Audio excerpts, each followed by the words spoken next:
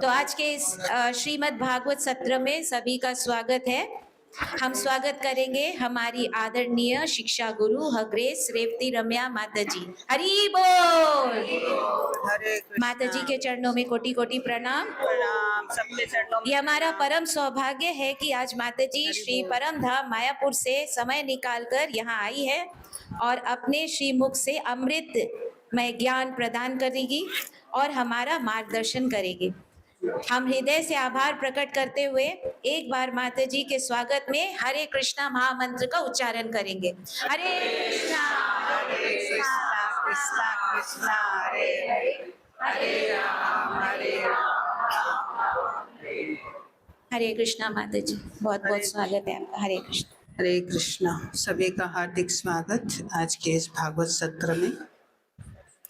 तो आज हम लोग श्रीमद् भागवत के प्रथम स्कंद के अध्याय 14 चैप्टर शुरू करेंगे। 13th चैप्टर हमारा पूर्ण हुआ था लास्ट वीक।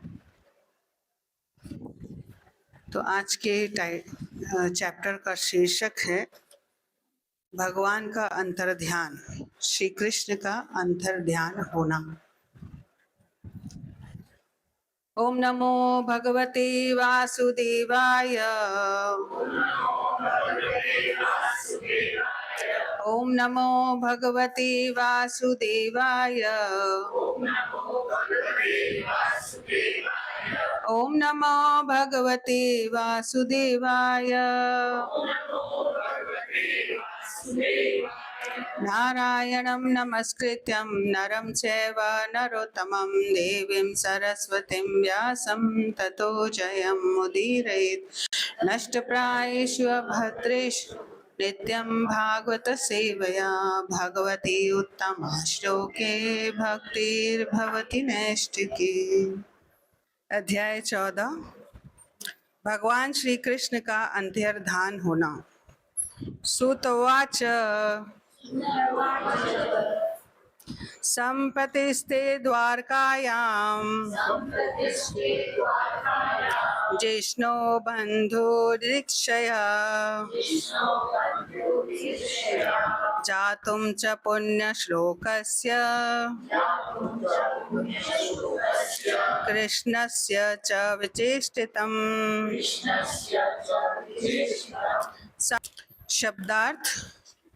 सूतवाच, शिला सूत गोस्वामी ने कहा, संप्रतिस्थिते मीन्स संप्रतिस्थिते मतलब जाकर, द्वारकायाम यानी द्वारका नगरी में, जिष्णो यानी अर्जुन, अर्जुन को जिष्णो कहा गया, बंधु यानी मित्रों तथा संबंधियों से, दिदिक्षया मिलने हेतु, ज्ञातुम यानी जानने हेतु, च यानी भी, पुण्य श्लोकस्य जिनका यश वैदिक स्तोत्रों द्वारा गाया जाता है, कृष्णस्य भगवान श्री कृष्ण का, च यानी तथा, विचेष्टितम यानी अगला कार्यक्रम। तो श्रील सूत गोस्वामी ने कहा, भगवान श्री कृष्ण तथा अन्य मित्रों को मिलने तथा श्री भगवान से उनके अगले कार्यकलापों के विषय में जानने हेतु अर्जुन द्वारका गए। ओम अज्ञानतिमिरान्धस्य ज्ञानाञ्जनशलाकया चक्षुन्मीलितं येन तस्मै श्रीगुरुवे नमः। श्रीचैतन्यमनोभीष्टं स्थापितं येन भूतले स्वयं रूप कदा मह्यं ददाति स्वपदान्तिकम्। वन्देऽहं श्रीगुरु श्रीयुतपदकमलं श्रीगुरुन् वैष्णवांश्च श्रीरूपं साग्रजातं सहगना रघुनाथान्वितं तं सजीवं साद्वैतं सावधूतं परिजना सहितं कृष्ण चैतन्यदेवं श्रीराधा कृष्णपादान सहगना ललिता श्रीविशाखान्वितांश्च। नमो विष्णुपादाय कृष्णपृष्ठाय भूतले श्रीमते भक्तिवेदांत स्वामिनिति नामनि। नमस्ते सारस्वते देवे गौरवाणी प्रचारिणे निर्विशेष शून्यवादी पाश्चात्य देशतारिणे। वाञ्छाकल्पतरुभ्यश्च कृपा सिन्धुभ्य एव च पतितानां पावनेभ्यो वैष्णवेभ्यो नमो नमः। जय श्री कृष्ण चैतन्य प्रभु नित्यानंद, श्री अद्वैत गदाधर शिवासादि गौर भक्त वृंद। हरे कृष्णा कृष्णा कृष्णा हरे हरे, हरे राम राम राम हरे हरे। श्रीपादाय कृष्णपृष्ठाय भूतले श्रीमते जगन्नाथाचार्य पादाय निताय कृपाप्रदाय गौर कथा नागर मुखम करोति वाचालम पंगुन लंगायते गिरिम यत् कृपातमहं वन्दे श्री गुरुदीनतारिणं परमानंद माधवम श्री चैतन्य ईश्वर। हरि ओम तत्सत। हरे कृष्णा। तो जैसा कि हम लोग थोड़ा सा पिछले अध्याय का सारांश रिकैप देख लेते हैं। तो पिछले अध्याय में धृतराष्ट्र का गृह त्याग था। इसमें जैसे बताया गया, महाभारत का युद्ध पूर्ण हुआ, युधिष्ठिर महाराज राजा बन गए और कौरव सारे मारे गए। और युधिष्ठिर महाराज के पास उनके ताऊ और ताई धृतराष्ट्र और गांधारी रह रहे थे। तो विदुर जी जो है, जो तीर्थ यात्रा पर चले गए थे, वो लौट कर आए और आ करके धृतराष्ट्र को जो है उपदेश दिया। वो हर समय ही धृतराष्ट्र को उपदेश देते थे, पर धृतराष्ट्र कभी उनके उपदेश को मानता नहीं था। तो वो आए और उपदेश दिया और कहा कि अब तो छोड़ दो इस आसक्ति को और घर त्याग करके जो है भगवत भक्ति प्राप्त करो। तो विदुर के साथ धृतराष्ट्र गांधारी रातों रात चले गए और फिर जा करके उन्होंने तपस्या की और योग आसन के द्वारा धृतराष्ट्र ने अपना शरीर जो है त्यागा और साथ ही साथ गांधारी ने भी अपना शरीर त्यागा। और विदुर जी जो है फिर शोक और प्रसन्नता दोनों बातें थी कि भाई उसने अपने भाई का उद्धार भी किया और साथ ही साथ दुख भी था कि भाई चला गया, और फिर जो है वो वहाँ से निकल पड़े। तो आज जो ये 14th चैप्टर शुरू हो रहा है, अब यहाँ पर बता रहे हैं, ये जैसे कि आप लोग जानते हैं, ये जो भागवत कथा है सुखदेव गोस्वामी सुना रहे हैं परीक्षित महाराज को। जब ये सेशन पूरा हुआ, सूत गोस्वामी वहाँ बैठ के सुन रहे थे और फिर सूत गोस्वामी जो है कलयुग के आरंभ में नैमिषारण्य में 88,000 शौनक आदि जो मेन उनके मुख्य थे, उनके साथ 88,000 ऋषियों के साथ जो है उन्होंने भागवत श्रवण किया सूत गोस्वामी से। तो ये सेक्शन ऐसे बताया जाता है।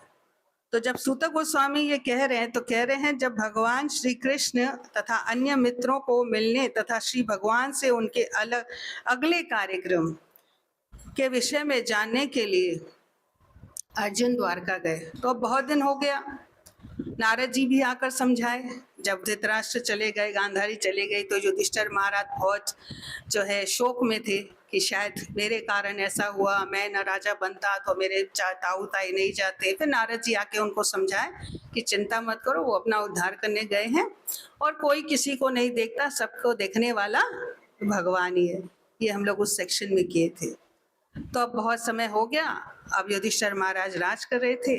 तो फिर युधिष्ठिर महाराज जो है अर्जुन को द्वारका भेजते हैं कि आप जाओ और जा करके भगवान का अगला क्या कार्यक्रम है और सबकी खबर लेकर आओ, बंधु बांधवों की, मित्रों की, और अगला क्या कार्यक्रम है उसके बारे में जान कर आओ। तो अर्जुन जो है द्वारका गए। अब अर्जुन द्वारका गए तो अगले श्लोक में बताया जा रहा है, कह रहे हैं कुछ मास बीत गए किंतु अर्जुन वापस नहीं लौटे। तब महाराज युधिष्ठिर को कुछ अपशगुन दिखने लगे जो अपने आप में अत्यंत भयानक थे। अर्जुन को गए कई मास हो गए, लौटे नहीं।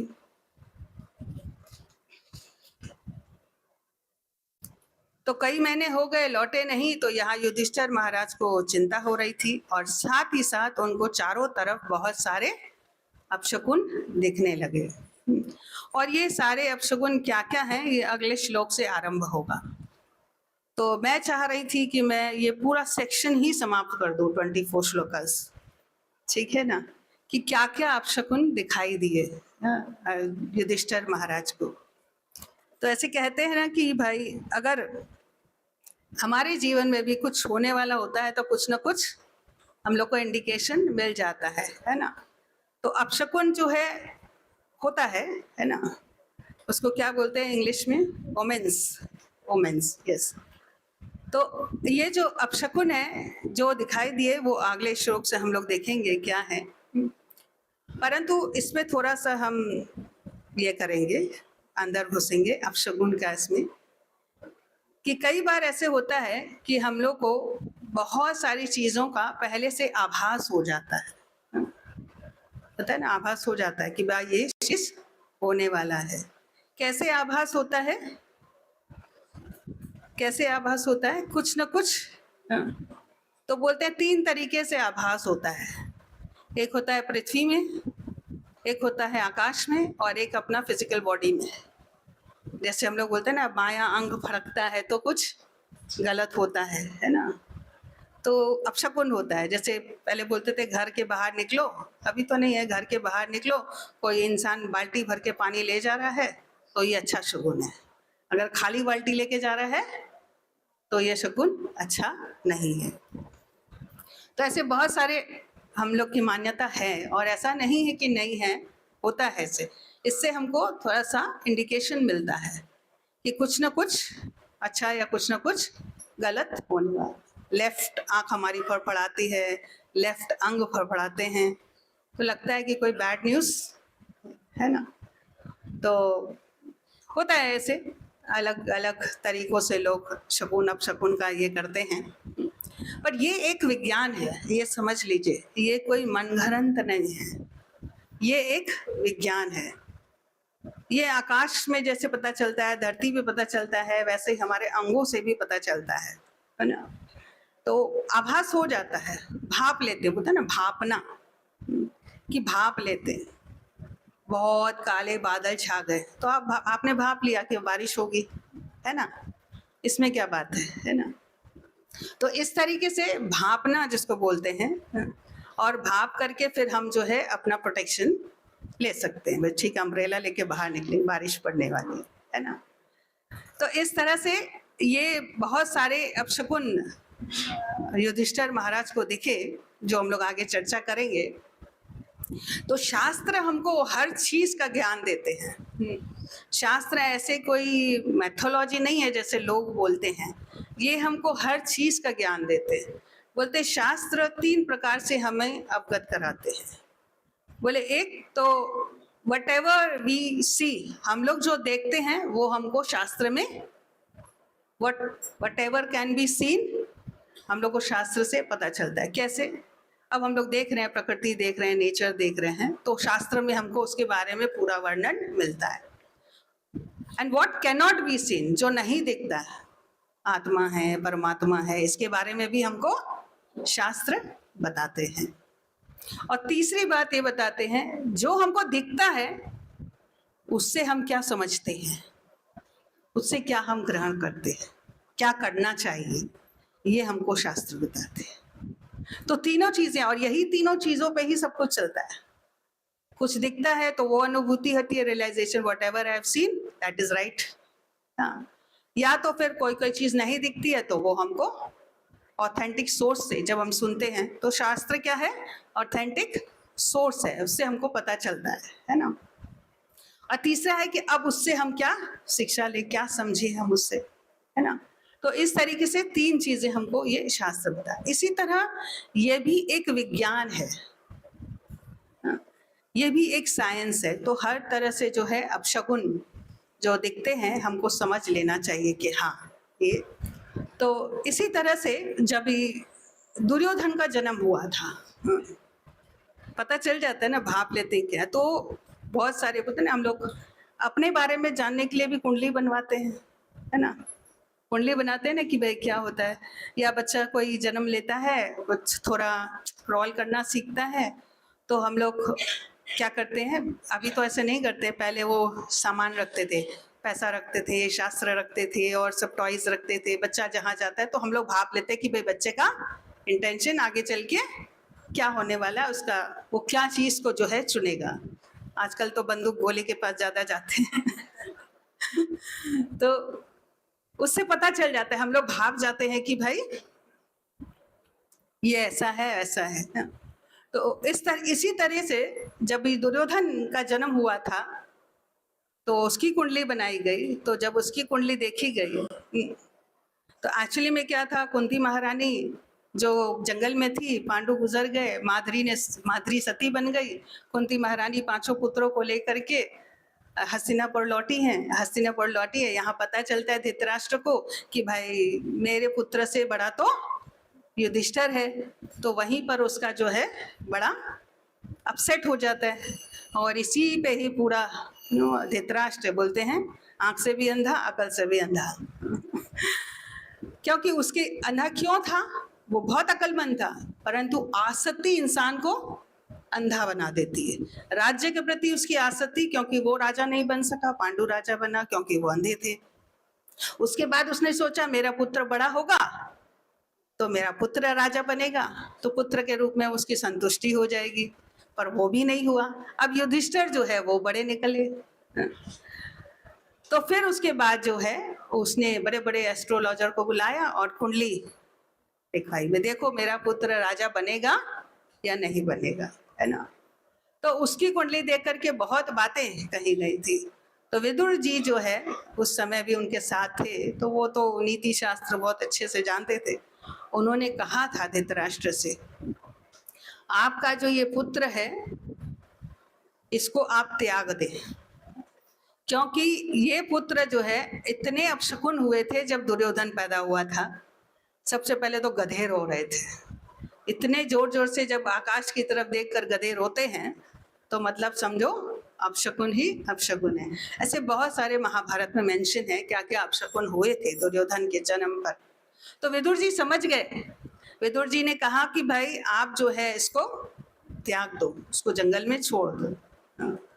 परंतु नहीं, धृतराष्ट्र पुत्र के प्रति आसक्त थे।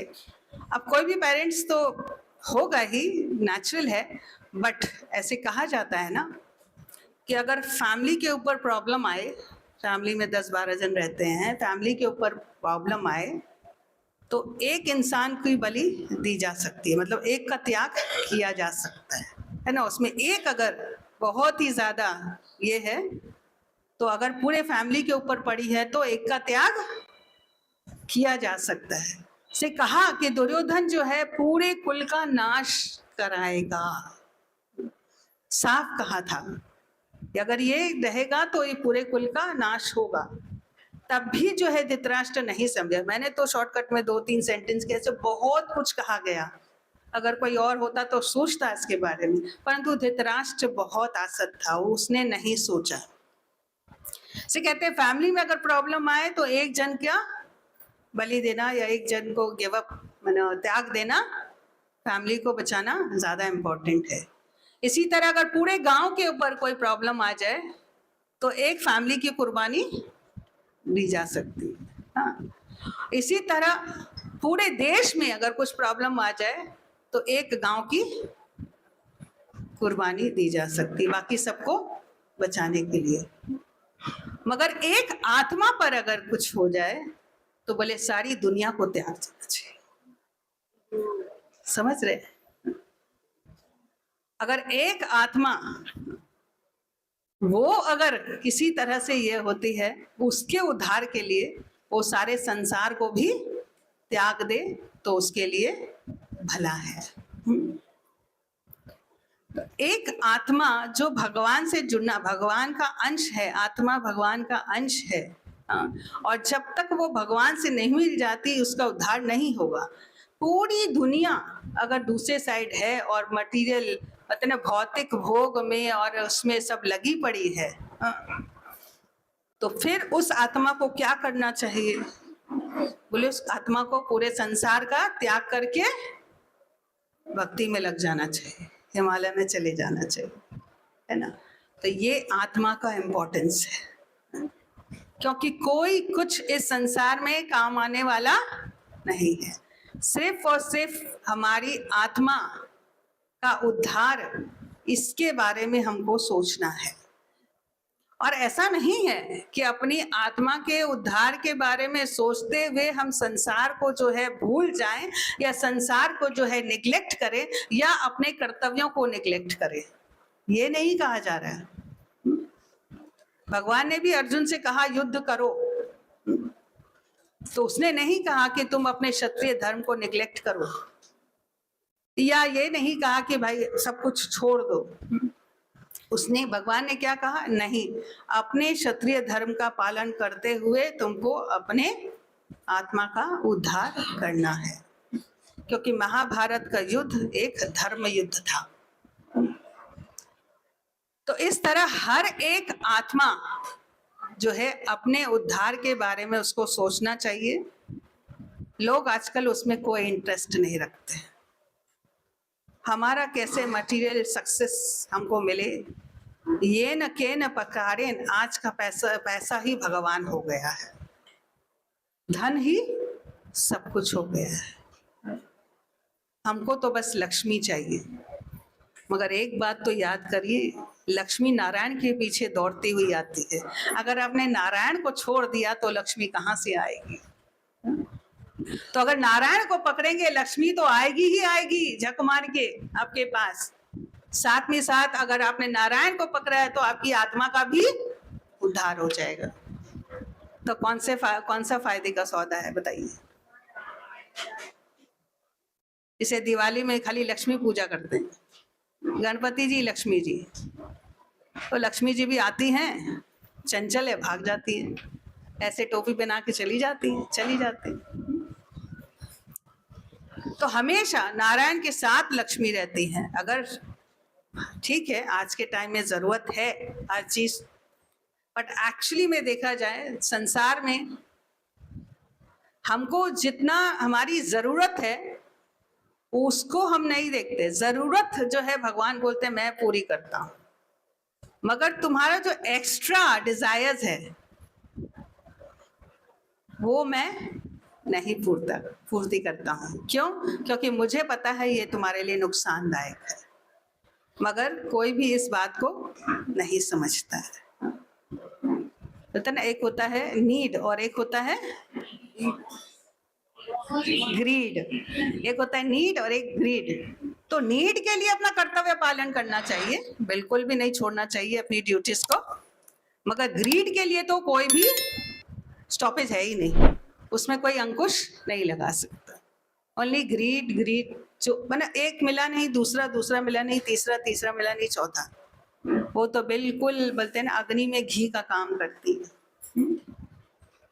एनीवेज, तो इस तरह से हम देखते हैं कि भाई जो अपशगुन बताए जाते हैं ये भी एक विज्ञान है कि इस तरह से हमको पता चल जाता है कि हमें सतर्क रहना है, हमें क्या करना चाहिए और क्या नहीं। तो आजकल लोग एस्ट्रोलॉजी बहुत दिखाते हैं, कुंडली बहुत दिखाते हैं अपनी, और दिखा करके करते क्या है? क्या करते हैं? उसका उपचार करना चाहिए। और उपचार क्या? वो बोलेंगे कोई पत्थर पहना दो, कोई माला पहना दो, कोई ये कर दो, वो कर दो। बोले हर चीज का उपचार एक ही है, हरे कृष्णा कृष्णा कृष्णा हरे हरे, हरे राम राम राम हरे। ईच एंड एवरी प्रॉब्लम, जो भी प्रॉब्लम्स है उसका एक ही दवाई है, एक ही मेडिसिन है, और वो है हरि नाम हरि नाम हरि नाम, और कुछ नहीं है, नहीं है, नहीं है। कल ही हम लोग पढ़ रहे थे नाम चिंतामणि में, ये सबसे बड़ा धन है। संसार का धन प्राप्त करके क्या कर लेंगे? हाँ, एंजॉय करेंगे। एंजॉय करने के बाद क्या करेंगे? स्वर्ग में जाएंगे। वहां जाने के बाद क्या करेंगे? वहां भी एंजॉय करेंगे। फिर आपका उधर बैंक बैलेंस खत्म तो फिर आपको निकाल देंगे, पुण्य खत्म, नीचे भेज देंगे। फिर जब नीचे आओगे तो कौन सी योनि में जाओगे उसकी तो कोई गारंटी नहीं। बोले चलेगा ना, हम लोगों को क्या पता, चलेगा, हम लोगों को क्या पता, पर अभी तो एंजॉय करें। नहीं, ये मनुष्य जीवन हमको एंजॉय करने के लिए नहीं मिला है। एंजॉयमेंट गृहस्थ जीवन में रेकमेंडेड है, हाँ थोड़ा सा एंजॉयमेंट कर सकते हैं, परंतु अपने नीड्स के हिसाब से ही करना है ना। आप ओवर करेंगे तो आपका पतन होगा ही, डाउनफॉल होगा ही। यानी आपने आत्मा को इग्नोर किया, जो भी किया अपने शरीर के लिए किया, बस और कुछ नहीं। एनीवेज, तो अभी आज का जो टॉपिक है, आज का टॉपिक क्या है? इनऑस्पिशियसनेस। जब कृष्ण हमारे जीवन में नहीं है तो कभी हमारा मंगल नहीं हो सकता, ये याद रखिए। कोई कह सकता है कि नहीं, हम लोग तो देखते हैं जिसके जीवन में कृष्ण नहीं है उनका तो मंगल ही मंगल है, वो कितने अच्छे हैं, पैसे वाले हैं, ये हैं वो हैं, हर प्रकार का उनको सुख है। आप कभी किसी के अंदर झांक कर नहीं देख पाएंगे। ऊपर ऊपर से तो सब कुछ अच्छा लगता है, उनका मंगल कभी हो ही नहीं सकता। और कोई कृष्ण भक्त है और बहुत दरिद्र है, एक टाइम खाता है एक टाइम नहीं खाता है, तो आप कहेंगे देखो इसकी अवस्था, इससे अच्छा तो वो है जो भगवान को नहीं मान रहा है। ये कौन कहेगा? ये कम बुद्धि वाले लोग कहेंगे। इंटेलिजेंट पर्सन ऐसा नहीं करेगा। लेकिन इसके पास जो धन है, जो धन मिलता है वो तो हमारे प्रारब्ध के कर्म अनुसार मिलता है। इसके पास जो धन है, भक्त के पास जो धन है, भगवान की भक्ति का धन, वो तो इसकी आत्मा का कल्याण कर देगा, उद्धार कर देगा, भगवत धाम पहुंचा देगा। उसके पिता जो अरबपति करोड़पति भगवान है, उसके पास वो चला जाएगा परमानेंटली। फिर उसको किसी तरह से यहाँ पर आके हंट नहीं करना पड़ेगा। हाँ? परंतु जो यहाँ पर भोग रहा है अच्छे से, तो वो क्या होगा? उसको वापस जन्म, वापस जन्म, वापस जन्म, वापस वापस वापस से उसको अपना सब कुछ साम्राज्य बनाना पड़ेगा, मेहनत करनी पड़ेगी। और अंत में क्या होगा? धीरे धीरे धीरे धीरे धीरे धीरे उसका डाउनफॉल होता जाएगा। कुछ वो अच्छा भी करेगा तो कुछ गलत भी करेगा। कुछ भी प्राप्त करने के लिए लोग पाप भी करते हैं और पुण्य भी करते हैं। तो ऑब्वियसली जो पुण्य करेगा उससे पाप होगा ही, है ना? तो ये दोनों चक्कर में फंसे रहेंगे, पाप पुण्य, पाप पुण्य, पाप पुण्य, स्वर्ग नर्क, स्वर्ग नर्क, स्वर्ग, चलता रहेगा। वो चाहिए कि इटर्नली रिलीफ चाहिए हम लोग को, बस बहुत हो गया, अब ये नहीं चाहिए, इटर्नली रिलीफ चाहिए। तो इटर्नली रिलीफ के लिए क्या करना पड़ेगा? हरे कृष्णा कृष्णा कृष्णा हरे हरे, हरे राम राम राम हरे। तो ये हरि नाम चिंतामणि है। चिंतामणि से टच स्टोन, जिसको भी टच करे सोना बन जाए। तो ये हरि नाम वो चीज है, अगर किसी को इसका स्वाद लग जाए ना तो पता चले। एनीवेज, अभी हम हरिनाम चिंतामणि पे क्लास नहीं देंगे। आगे हम लोग देखते हैं कि युधिष्ठिर महाराज ने क्या क्या अपशगुन देखे। हमारे जीवन में अगर कृष्ण नहीं है, देखिए यहाँ भी बोले भगवान श्री कृष्ण का अंतर ध्यान होगा। भगवान अंतर ध्यान हो गए, अपनी लीला संपन्न करके चले गए, और फिर जो है धरती पे क्या क्या सिम्टम्स दिखने लगे, इसको युधिष्ठिर महाराज को क्या क्या अपशगुन दिखने लगे। इसी तरह अगर हमारे जीवन से कृष्ण चले जाएंगे, हमारे जीवन में बहुत अपशगुन दिखेगा, मगर हम लोग उसको इग्नोर करते हैं, बोलिए this is the part of life, dialogue मार के हम लोग छोड़ देते हैं। बट नहीं, एक्चुअली में जो भी इनऑस्पिशियसनेस होता है, अमंगल होता है, ये सिर्फ और सिर्फ भगवान की अनुपस्थिति के कारण ही होता है। जिसके जीवन में भगवान है उसका कभी अमंगल हो ही नहीं सकता। देखने में आपको लगेगा अरे इसको तो खाने को नहीं है, इसको तो पहनने को नहीं है, इसके तो जीवन में अमंगल ही मंगल है। आप उस मंगल को समझ नहीं सकते। ये वही समझ सकता है जिनके पास शास्त्रों का ज्ञान है, शास्त्रों की दृष्टि है, वही इस बात को समझ सकता है।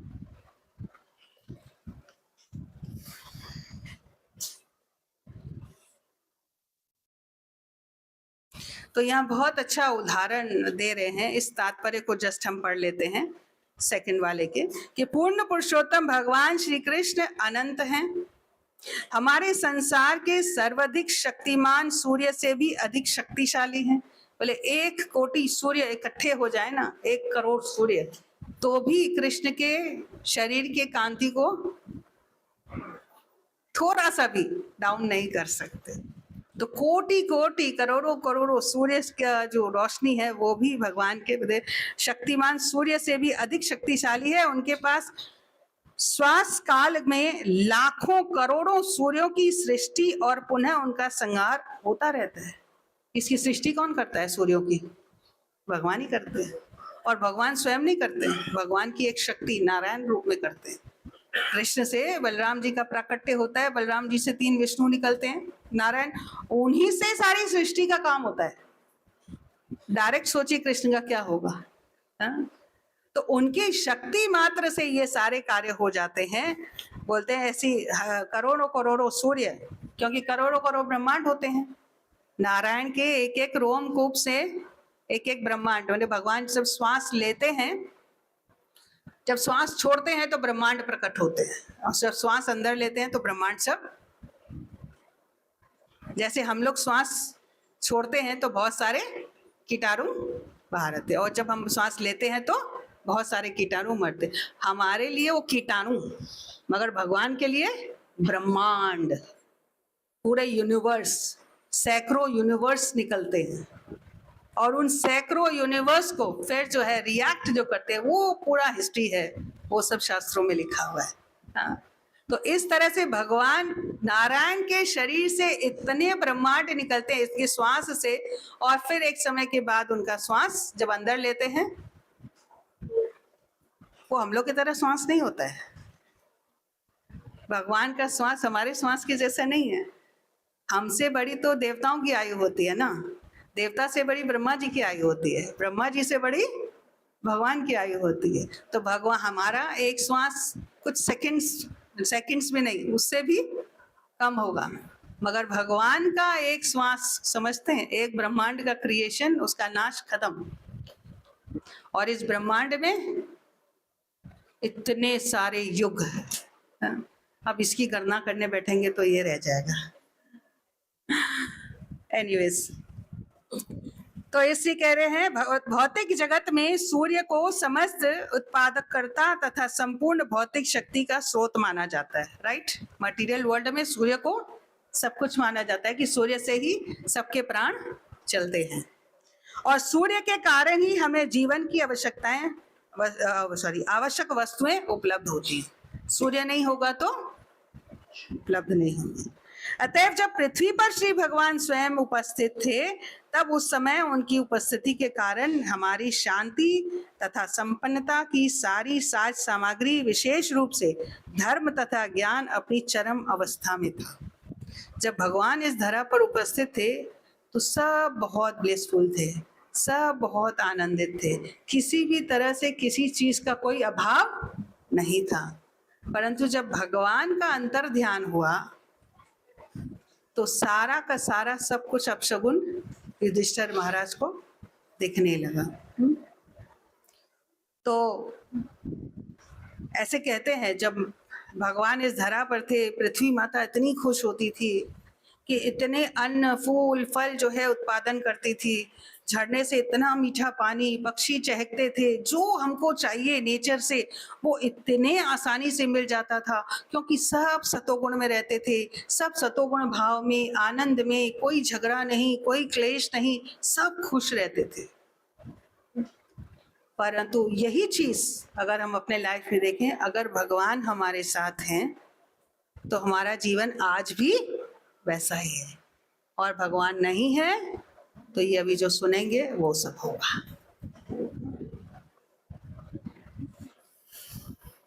तो इस तरह से यहाँ बताया गया है कि अतएव वे अर्जुन के विषय में अत्यधिक युधिष्ठिर महाराज चिंतित थे और वो लौटे नहीं थे। और फिर जो है आगे वो कहते हैं क्या क्या अपशगुन देखे। वो कहते हैं, उन्होंने देखा कि सनातन काल की गति बदल गई है, जो टाइम इमोरियल है ना, काल होता है टाइम, वो बदल गई है, और ये अत्यंत भयावह है। जब टाइम बदल जाता है ना, बहुत भयावह है।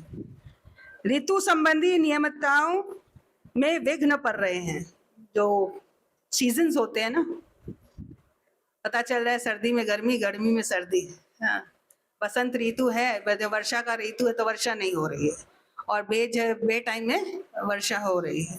माना सारा सीजन्स का अप डाउन जो आज हमको देखने को मिल रहा है कुछ हद तक। कलयुग के एंड में पूरा उल्टा मिलेगा। सामान्य मनुष्य अत्यंत लालची लालची दिख रहे हैं, क्रोधी दिख रहे हैं, धोखेबाज हो गए हैं। वे देख रहे थे कि वे सभी जीविका के अनुचित साधन अपना रहे हैं। बस जीविका पैसा कमाना है, कोई भी साधन हो करो। ये सब युधिष्ठिर महाराज अपने राज्य में देख रहे थे। इससे पहले वो नहीं देखे। इससे पहले पूरे साम्राज्य को वो संभाल रहे थे। एक छत्रपति वो महाराज थे, पूरे भारत को नहीं पूरे वर्ल्ड को वो संभाल रहे थे। उन्होंने कभी ऐसा नहीं देखा। ये सब चीजें नहीं थी, धोखाधड़ी, लालच, ये सब नहीं था। जब उसको ये सब सिम्टम्स दिखाई देने लगे अपशगुन, फिर क्या देखे वो? समस्त सामान्य लेन देन, यहाँ तक कि मित्रों के बीच के व्यवहार तक कपट के कारण दूषित हो गए थे। फ्रेंड में भी कपट था। पारिवारिक विषयों में माता पिता तथा पुत्रों के बीच, शुभचिंतकों के बीच तथा भाई भाई के बीच सदैव गलतफहमी होती थी। अब ये सब देख रहे हैं ना, गलतफहमी बहुत हो रही। यहाँ तक कि पति तथा पत्नी के बीच भी सदैव तनाव तथा झगड़ा होता रहता था। ये सब अपशगुन देखे युधिष्ठिर महाराज। कालक्रम में ऐसा हुआ कि मनुष्य लोभ, क्रोध, गर्व इत्यादि के अभ्यस्त हो गए। वो उनका नेचुरल टेंडेंसी हो गया। आज के टाइम में झूठ तो ऐसे बोलते हैं, दिस इज जस्ट कोई बड़ी बात नहीं है। झूठ बोलना या किसी भी तरह से गर्व दिखाना, एक ये हो गया फैशन जैसे बोलते हैं ना। ये सब इसी का नतीजा है। लोभ, क्रोध, गर्व इत्यादि के वो आदि अभ्यस्त हो गए थे। महाराज युधिष्ठिर इन सब अपशकुनों को देखकर अपने छोटे भाई से कहा, उन्होंने भीम से कहा कि मुझे ये सब अपशकुन दिखाई दे रहे हैं। क्या कहते हैं? अपने छोटे भाई भीमसेन से कहते हैं, मैंने अर्जुन को द्वारका भेजा था और भेजा था कि वह अपने मित्रों से भेंट कर आए और भगवान श्री कृष्ण का और उनके कार्यक्रम को जानता है कि भाई उनका अगला कार्यक्रम क्या है। परंतु जब से वह गया है तब से 7 मास बीत चुके हैं, 7 months क्रॉस हो गए, फिर भी वह लौटा नहीं। मुझे ठीक से पता नहीं है कि वहाँ क्या हो रहा है। पहले क्या करें, मोबाइल्स नहीं थे ना, नहीं तो फोन करके पूछ लेते थे, तो कुछ था नहीं साधन। वो कबूतर जा जा जा में बहुत टाइम लगता है वो भी था कि नहीं पता नहीं तो क्या वे अपनी मर्त्यकाल की लीलाओं को समेटने जा रहे हैं? तो इधर से समझ गए युधिष्ठिर महाराज कि क्या वो वहां गया है और ऐसे अपशगुन दिख रहे हैं। जैसे नारद जी बोल के गए कि भाई आपके ताऊ ताई चले गए, अब आप आगे अपना भी थोड़ा सा ध्यान रखिए। भगवान भी अपना पैकिंग करना शुरू कर दिए हैं। नारद जी थोड़ा सा हिंट दे के गए थे युधिष्ठिर महाराज को। तो यहाँ पर युधिष्ठिर महाराज को वो बात याद आ गई कि क्या वे अपनी मर्त्य लोक की लीलाओं को समेटने जा रहे हैं कृष्ण, जैसा देवऋषि नारद ने इंगित किया था। क्या वह समय आ भी गया? क्या वो समय आ गया क्या? ऐसे भीमसेन से कह रहे हैं। केवल उन्हीं से हमारा समस्त राजश्री ऐश्वर्य, कहते वही तो भगवान के कारण ही तो हमारा सब राजश्री ऐश्वर्य, भगवान नहीं तो हमारा कोई ऐश्वर्य किसी काम का नहीं। यहाँ बोलेंगे सब ऐश्वर्य हो, भगवान नहीं तो कोई चलेगा, ऐश्वर्य होना चाहिए, है ना। मगर ऐश्वर्य लेकर के क्या करेंगे जिसके जीवन में भगवान नहीं है और सारा ऐश्वर्य है। अच्छा सही सही बोलेगा, प्रैक्टिकल, दिल पर हाथ रखकर। यहाँ पर कितने लोगों को ऐसे लगता है ऐश्वर्य होना जरूरी है, भगवान को साइड में रखो। बेझिझक हाथ उठा सकते हैं अच्छा कौन कौन चाहता है कि भगवान रहे, ऐश्वर्य तो अपने कर्म अनुसार जो मिलता ही रहेगा हरि बोल चलिए, क्योंकि आप लोग सब भागवत सुनने के लिए आए तो ऑब्वियसली आप लोग पाइस सोल हैं, तो आप लोग इस तरह से गलत उतना तो नहीं सोचेंगे। ये और बात है, शर्म के मारे कोई हाथ नहीं उठाए। एनीवेज, तो कहते हैं उन्हीं से हमारा सब ऐश्वर्य चल रहा था, अच्छी पत्नियां, जीवन, संतान, प्रजा, नियंत्रण, शत्रुओं पर विजय, अच्छे लोगों के भावी निवास, सब कुछ संभव हो सकता है अगर भगवान आपके जीवन में है। जिस घर में भगवान सेंटर में होंगे वहां पर अच्छे बच्चे, अच्छा जीवन, नियंत्रण, डिसिप्लिन लाइफ, कोई शत्रु नहीं होगा। युधिष्ठिर महाराज का कोई शत्रु था? वो अजात शत्रु थे। युधिष्ठिर महाराज के शत्रु थे, पर युधिष्ठिर महाराज किसी को शत्रु मानते ही नहीं थे। फिर कहते हैं, हे नरक व्याघ्र, अपने भाई भीमसेन को कह रहे हैं, शेरों की तरह बोलते ना, नर व्याघ्र मतलब शेर। जरा देखो तो कि दैवी प्रभाव, पृथ्वी की प्रतिक्रियाएं तथा शारीरिक वेदनाओं के कारण उत्पन्न होने वाली कितनी खतरनाक आपदाएं हमारी बुद्धि को मोहित करके निकट के भविष्य में आने वाले खतरे की सूचना दे रही हैं। जैसे कोविड आया, बहुत सूचना मिली थी, है ना। तो इस तरह से बहुत कुछ यहाँ पर युधिष्ठिर महाराज की देखो इस तरह से हो रहा है। फिर कह रहे हैं, मेरे शरीर का बायां भाग, मेरी जांघें, भुजाएं, आंखें बारंबार फरफरा रही हैं। भय से मेरा हृदय घबरा रहा है। ये सब अनिष्ट घटना को सूचित करने वाला है। जैसे इसका डिस्कशन हम लोगों ने पहले किया कि भाई इस तरह से 3 प्रकार से हमको इंडिकेशन मिलते हैं। किससे किससे? आकाश, धरती और शरीर से। हे भीम, जरा देखो तो ये सियारिन किस प्रकार उगते हुए सूर्य को देखकर रो रही है। सियार होता है ना, ऐसे उगते हुए सूर्य को देखकर सियारनी रो रही है। और अग्नि उगल रही है मानो मुंह से।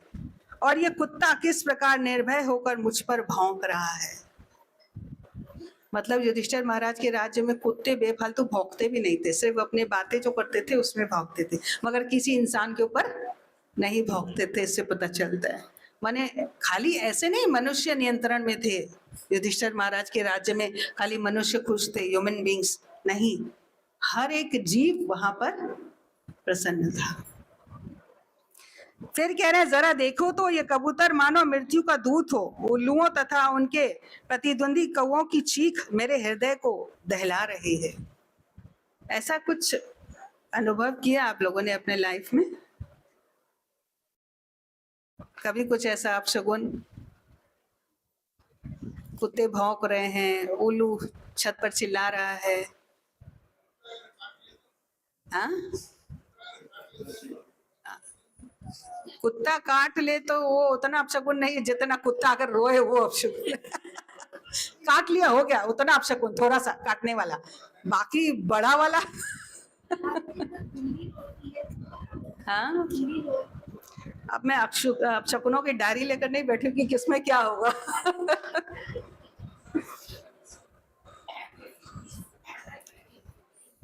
13 सॉरी, हाँ। अब गाय जैसे उपयोगी पशु मेरी बाईं ओर से निकल जा रहे हैं और गधे मेरे उस जैसे निम्न पशु मेरी प्रदक्षिणा कर रहे हैं। मेरे घोड़े मुझे देखकर रोते प्रतीत हो रहे हैं। गाय बोले क्या, उपयोगी पशु मेरी बाईं ओर से निकल जा रहे हैं। मतलब होता था ना, वो पशु भी राजा युधिष्ठिर को देख करके एक सम्मान के तौर पर उसकी परिक्रमा करते थे। बोले आज गधे लोग परिक्रमा कर रहे हैं। मतलब इसका समझे क्या है, आज के टाइम में कोई बुद्धिमान व्यक्ति हमारे पास नहीं आएगा, मगर हमारी झूठी प्रशंसा करने वाले, हमारी चापलूसी करने वाले हमारे सामने आकर के हमको क्यों खजूर के झाड़ में चढ़ाएंगे अपना काम निकालने के लिए। ऐसे हर चीज में कुछ ना कुछ है, पर मैं उसको अभी वो करके नहीं बता रही हूँ। और घोड़े रो रहे हैं, उल्लुओं का बताया। फिर उसके बाद कहते हैं, जरा देखो तो किस प्रकार धुआं आकाश को घेरे हुए है। ऐसा प्रतीत हो रहा है मानो पृथ्वी तथा पर्वत कांप रहे हो। बिना बादलों की ये गर्जन तो जरा सुनो, और आकाश से गिरते वज्रपात को तो देखो। बहुत बिजली वज्रपात हो रहा है। वायु तेजी से बह रही है और वह सर्वत्र धूल बिखाकर अंधेरा संपन्न कर रही है। बादल सर्वत्र रक्तमय पादों की वर्षा कर रहा है। रक्तिम माने लाल, रक्तिम बोलते हैं ना, रक्त के जैसे, उसका जो है बारिश हो रहा है। सूर्य की किरणें मंद पड़ रही हैं और तारे परस्पर भिड़ रहे हैं। प्रतीत हो रहा है कि भ्रमित जीव जलते हुए तथा रोते हुए प्रतीत हो रहे हैं। नदियां, नाले, तालाब, जलाशय तथा मन सभी विशुद्ध हैं। आज का तो टाइम पता है मन कितना विशुद्ध है। मन है यहाँ पर, शरीर से बैठे हैं, मन कहीं विशुद्ध है, कहीं नहीं टिकता है। इसीलिए उसको हर समय चेंज चेंज चेंज चाहिए होता है। हमारा माइंड एकदम कितना विशुद्ध, यहाँ पर वो बता रहे, नदियां, नाले, तालाब, जलाशय ये सब विशुद्ध हो रहे हैं, साथ में मन जैसे जो है विशुद्ध है। घी से अग्नि नहीं जल रही, सॉरी घी से अग्नि नहीं जल रही है। अग्नि में घी डाल रहे हैं तो जलना चाहिए ना, नहीं जल रही। अपशकुन, यह कैसा असामान्य समय है। अच्छा, ये जो बता रही हूँ ना, भले आज आप लोग को नहीं दिख रहा है, मगर घोर कलयुग आएगा ना, ऐसा ही होगा। अभी तो कुछ कुछ दिख रहे हैं, 10% दिख रहे होंगे या 20%, 80% जब घोर कलयुग आएगा ये सब दिखेगा। हर जगह आपको ऐसे ही अपशकुन दिखाई देंगे। आज के टाइम में इतने अपशकुन थोड़े से कम है, या कहें तो नहीं के बराबर है। क्यों? अभी जो मेंशन किया, आप लोग बोले नहीं ऐसा तो कुछ हमको नहीं दिख रहा है, राइट? कोई सोच रहे होंगे तो आज क्यों नहीं दिख रहा है? यस, ये स्वर्ण युग है। ये पूरे कलयुग में 10,000 साल का सतयुग आया है। 10,000 साल तक जब तक इस्कॉन है, उसके बाद इस्कॉन भी नहीं रहेगा। तो ये बोलते हैं स्वर्ण युग है, क्योंकि स्वयं भगवान स्वर्ण रूप में चैतन्य महाप्रभु बनकर के आए हैं, इसीलिए ये स्वर्ण युग है। अभी 550 साल हुए हैं चैतन्य महाप्रभु को, बाकी और भी 10,000 ईयर्स चलेगा। ये स्वर्ण युग है। यहाँ पर फिर भी आप अच्छे से श्वास ले रहे, प्रसाद खा रहे, कथा सुन रहे, सब कुछ कर रहे हैं, कोई भी धार्मिक कार्य, पायस एक्टिविटी, मगर उसके बाद तो यही प्रार्थना करिए, भगवान का नाम लीजिए कि वापस उस समय में हम लोग जन्म न ले। तो उसके लिए क्या करना पड़ेगा? हरे कृष्णा कृष्णा कृष्णा हरे हरे, हरे राम राम राम हरे। बाकी अगर कोई सोचता है कि ये बोल रही है, बोलते रहने दो, हमको तो जो करना करेंगे भाई, अब क्या जन्म लेंगे नहीं लेंगे वो देखा जाएगा। यहाँ पर अगर सचमुच में कोई शास्त्र का श्रवण करने आया है तो शास्त्र से कुछ सुन करके उसको जीवन में अमल करने का विचार करें। नहीं तो ठीक है, किसी ने किसी को बुलाया आ गए, इसमें भी अच्छा है, किसी ने किसी को बुलाया आ गए तो उसका बेनिफिट ले लीजिए। भगवान बोलते हैं यूं ही मैं सबको कृपा देता हूं। ठीक है, तो अभी स्वर्ण युग चल रहा है, जब तक ये हरि नाम है तब तक आप लोग सब कुछ बरोबर से जो है रह पाएंगे, वरना आगे चलकर कुछ नहीं बचने वाला। फिर कह रहे हैं कि बछड़े जो है गाय का थनों में मुंह नहीं लगा रही हैं, दूध नहीं पी रही हैं। गाय दूध देती हैं, वे आंखों से आंसू भरे खड़ी खड़ी रंभा रही है, जोर से चिल्ला रही है, दूध नहीं दे रही है, दूध नहीं पी रहे बच्चे। और बैलों के चारागाहों में कोई प्रसन्नता नहीं है। मंदिर में अर्चा वगैरह रोते हुए दिखेंगे। अभी तो राधा माधव रोते हुए नहीं दिखते, राधा गोविंद जी रोते हुए नहीं दिखते। आगे टाइम ऐसा होगा कि मंदिर में अर्चा वगैरह रोते हुए, शोक करते हुए तथा पसीजते हुए प्रतीत होंगे। ऐसा लगता है कि वे प्रयाण करने वाले हैं। साफ लगेगा कि अभी भगवान विग्रह के रूप में जो आए हैं वो भी जाने वाले हैं। तो विग्रह सेवा सबसे टॉप मोस्ट किधर होती है? इस्कॉन में ही विग्रह सेवा सबसे टॉप मोस्ट होती है। विग्रह को साक्षात भगवान समझकर उनकी सेवा करते हैं, ना कि मूर्ति है सजा लिया शो पीस है घर में आके देखेंगे लोग, वैसे नहीं। तो जब ऐसा होगा तो समझ लीजिए विग्रह परायण कर रहे हैं। सभी नगर ग्राम कस्बे बगीचे खाने तथा आश्रम अब सौंदर्य विहीन तथा समस्त आनंद से रहित होंगे। जो भी मंदिर आश्रम जो भी है सब सौंदर्य से विहीन हो जाएंगे। मैं नहीं जानता कि हम पर किस प्रकार की विपत्तियां आने वाली हैं। हम नहीं जानते कि हमारे ऊपर कितने बड़ी बड़ी विपत्तियां आने वाली हैं। अगर इससे बचना है तो सिर्फ और सिर्फ हरे कृष्णा कृष्णा कृष्णा हरे हरे, हरे राम राम राम हरे। इसको यूं ही मत लीजिएगा, इस हरि नाम को सस्ते में। ये बहुत बहुत बहुत महंगी चीज है, हर किसी को नहीं मिलती है। फिर आगे कहते हैं, हे ब्राह्मण, शौनक आदि को कह रहे हैं, जब महाराज युधिष्ठिर उस समय पृथ्वी पर इन अशुभ लक्षणों को देख रहे थे और अपने मन में इस प्रकार सोच रहे थे, तभी अर्जुन यदुओं की पुरी यानी द्वारका से वापस आए। जब उसने राजा के चरणों पर नमन किया तो राजा ने देखा कि उनकी निराशा अभूतपूर्व थी। उनका सर नीचे झुका था और उनके कमल नेत्रों से आंसू झर रहे थे। बस ये बातें कर ही रहे थे भीमसेन से, अर्जुन आ गए। अर्जुन को इस्लाम सर झुकाकर वो बिल्कुल रो रहे हैं, कुछ नहीं बोल रहे हैं। और फिर कहते हैं, हृदय के उद्विग्नताओं के कारण अर्जुन को पीला हुआ देखा, पूरे पीले हो गए अर्जुन। राजा ने श्री नारद मुनि द्वारा बताए गए संकेतों का स्मरण करते हुए मित्रों के मध्य में ही उनसे पूछा। तो नारद जी की बात याद आ गई। उनको वैसे भी लग रहा था कृष्ण शायद इस धरा से चले गए हैं अपनी लीला संपन्न करके, इसलिए ये सारे अपशगुन हो रहे हैं। और इस तरह से अर्जुन जब आकर खड़ा हुआ, जब युधिष्ठिर महाराज ने देखा तो वो बातें उनको याद आ गई। और इसके बाद दूसरा सेक्शन कि भाई अर्जुन के साथ युधिष्ठिर महाराज की क्या वार्ताएं हुई, वो भी एक से एक हैं। इसमें हम लोग को बहुत शिक्षाएं मिलेंगी। तो नेक्स्ट वीक हम इसका डिस्कशन करेंगे। नेक्स्ट, तो किसी का कोई प्रश्न है, कोई जिज्ञासा है तो पूछ सकते हैं। हम लोग को अभी हरि नाम की एक माला जप करनी है। यस, हरे कृष्णा। माता जी, आपने बोला कि आत्मा के लिए संसार को छोड़ देना चाहिए, थोड़ा सा इसको डिस्क्राइब कर दें। Everything can be given up. तो इसलिए अगर वर्ल्ड को भी छोड़ना पड़े अपने आत्मा के उद्धार के लिए तो छोड़ देना चाहिए। इसका मतलब मैंने बताया था कि इस तरह नहीं कि हम घर बार छोड़ करके हिमालय चले जाएं, ठीक है।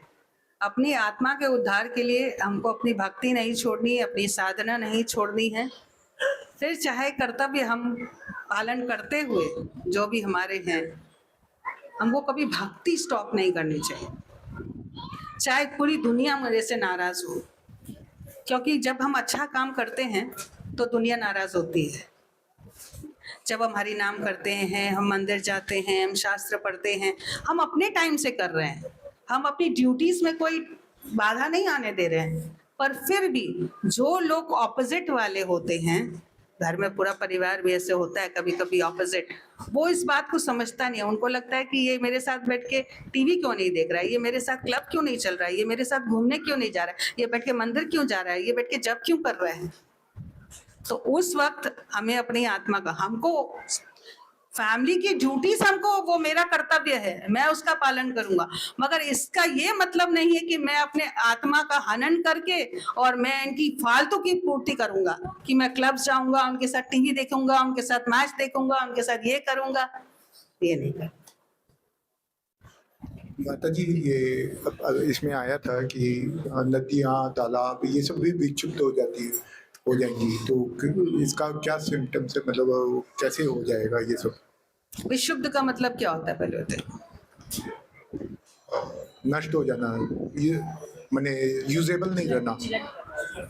मतलब बहुत ज्यादा हाई टाइड्स होंगे, नाले जो गंदा पानी पूरा भर जाएगा, ये होगा, तो इस तरह से ये सब विशुद्ध होना बोलते हैं। से मैंने बोला मन में बहुत सारी डिजायर्स आती रहेंगी तो विशुद्ध होगा, वो मन कभी स्थिर ही नहीं रहेगा, वो हरि नाम करने नहीं देगा। बोले अरे क्या कर रहे हो, चलो पिक्चर, चलो उधर, चलो उधर। थैंक यू माता जी, हरे कृष्ण। हरे कृष्ण। हरे कृष्ण माता जी। माता जी आपने बोला ना कि जैसे संकेत मिलते हैं, कुछ भी ऐसा होता है तो जैसे सपोज पहले के ज़माने में बुजुर्ग लोग बोलते हैं ना कि बच्चे को नज़र लगी है, तो वो कहाँ तक सही है? वो अंधविश्वास है या सच में बच्चे को नहीं, नज़र नजर लगती है, लगती है? लगती है। तो उसका जो भी उपाय है वो करना चाहिए। हाँ, अभी रिसेंटली गौरांग प्रभु का एक रील आया था, उसमें वो बता रहे थे कि ये नज़र लगती है। अगर आप कुछ अच्छा करने जा रहे हो तो डोंट प्रोपगेट, पहले से मत बोलो। अगर आपका कुछ अच्छा होने वाला है पहले से मत बोलो, जब होगा तो पता चल जाएगा। तो ऐसा नहीं है कि भाई हर कोई नज़र लगा, बाय चांस किसी की भी नज़र लग सकती, तो इसीलिए उस बात को प्रोपगेट नहीं करना चाहिए जब तक वो बात हो नहीं जाती है। तो इसी तरह नज़र लगती है। और माता जी एक और प्रश्न, जैसे आपने बोला ये स्वर्ण युग है 10,000 ईयर्स का, तो उसके बाद क्या माने ये भगवान का ही प्लान है कि उसके बाद सब खत्म हो जाएगा और सब कलयुग में सब बुरे लोग रहेंगे? हाँ, ये तो देखिए सतयुग, त्रेता युग, द्वापर युग, कलयुग, ये तो एक साइकिल है ही।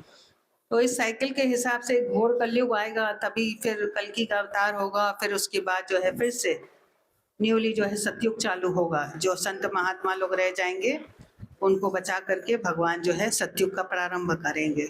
तो ये प्लान के मुताबिक ही है। थैंक यू माता जी, हरे कृष्ण।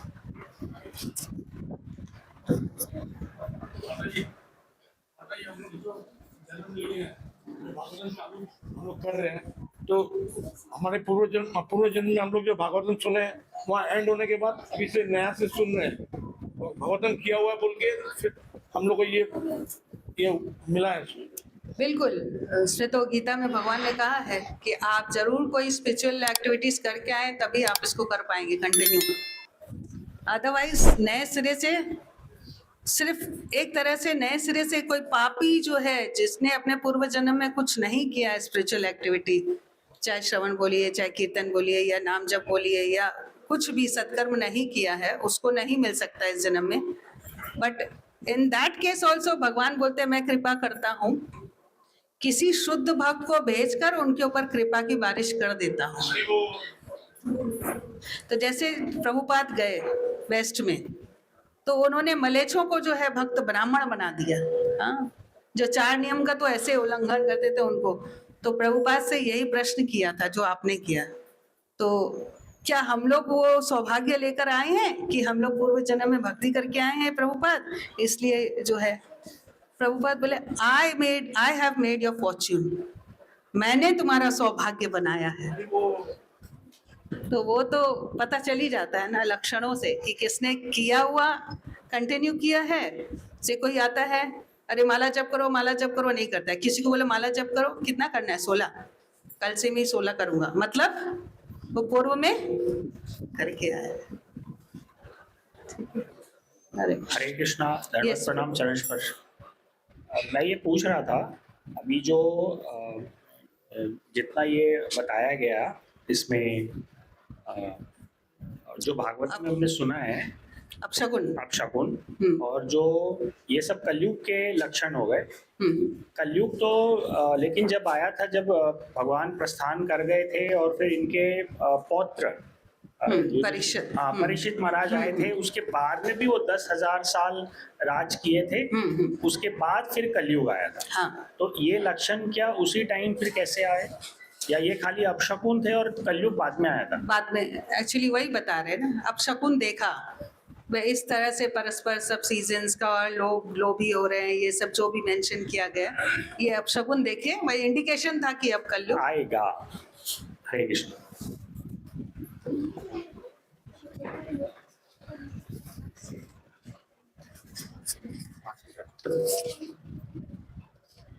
हरे कृष्णा माता जी, एक श्लोका में है जहाँ पे युधिष्ठिर महाराज को फियर से पैल्पिटेशन हो रहा था। ये एंजाइटी का बहुत बड़ा एक फॉर्म होता है। कई बार डिवोटीज को भी ऐसा होता है, लाइक उनके लाइफ में कृष्णा है, डिवोशन है, मे बी बहुत प्योरिफाइड लेवल पे नहीं होता बट होता है। बट ये भी लक्षण होते हैं, डिवोटी होने के बाद भी उनको पैल्पिटेशंस होता है, उनको फियर होता है, एंजाइटी होता है। माता जी, what does this mean? That means कि डिवोशन कहीं है ही नहीं। नहीं, उनको किस प्रकार का एंजाइटी, किस प्रकार का फेयर होता है, ये देखना होता है। fear of, maybe fear of future या fear of losing loved ones maybe. देखिए, अभी जो भी बताया गया है ये टॉप अच्छे डिवोटीज का ये बताया गया कि उनको ये सब नहीं होगा।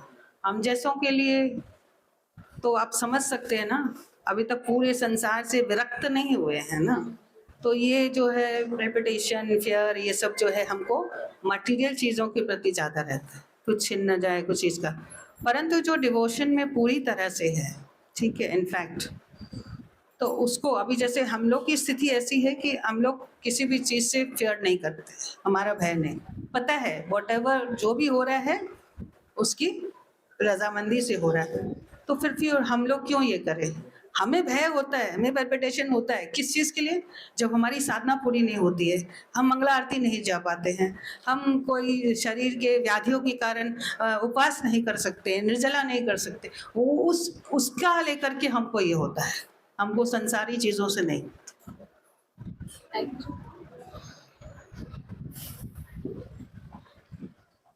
ओके, हरे कृष्णा।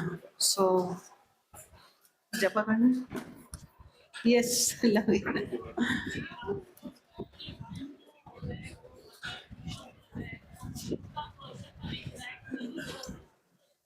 गूगल में देख लो। अच्छा, और बेसिकली माती, हम लोग जब भी स्पेशली जब जब करते हैं तो हमारे माइंड में बहुत डिजायर्स और बहुत थॉट्स आते हैं, और वैसे भी जनरली हम लोग एक भी काम कर रहे होते हैं तो हमारे माइंड में साइमल्टेनियसली चलता रहता है कुछ ना कुछ। तो मैंने एक किताब में पढ़ा था, मेरे को नाम याद नहीं है, पर एक डिवोटी की किताब थी, उन्होंने बोला था कि थॉट्स जो है, एक थॉट भी हमारे माइंड में ऐसे ही नहीं आता है, it has some connection maybe with the past life और व्हाटएवर, राइट। तो माती, ये जो मतलब फ्लो है जो थॉट्स का और डिजायर्स का, जो रुकता ही नहीं है कभी, हमेशा चलता रहता है, जबकि हम लोग कुछ और भी कर रहे होते हैं, चाहे वो भक्ति का हो या कुछ भी काम हो, ये क्यों होता है? और इसको, मेरा क्वेश्चन हमेशा इसी पे आता है लास्ट में, उसको कंट्रोल कैसे किया जाए? Every problem has one solution. Hare Krishna, Krishna Krishna, Hare Hare, Hare Ram, Ram Ram Hare. Intensively, बहुत दृढ़ता के साथ, श्रद्धा रख करके कि this mantra will help me. मेरा पूरा कॉन्फिडेंस, पूरी श्रद्धा होनी चाहिए, then it will help you. Otherwise not. हरे कृष्ण। दूसरा मैं एक चीज़ बोलना चाहूँगी, कलयुग का 4 चीज़ जो है वो वर्णन किया गया था, वो मैं शॉर्टकट में आप लोगों को बताऊँगी।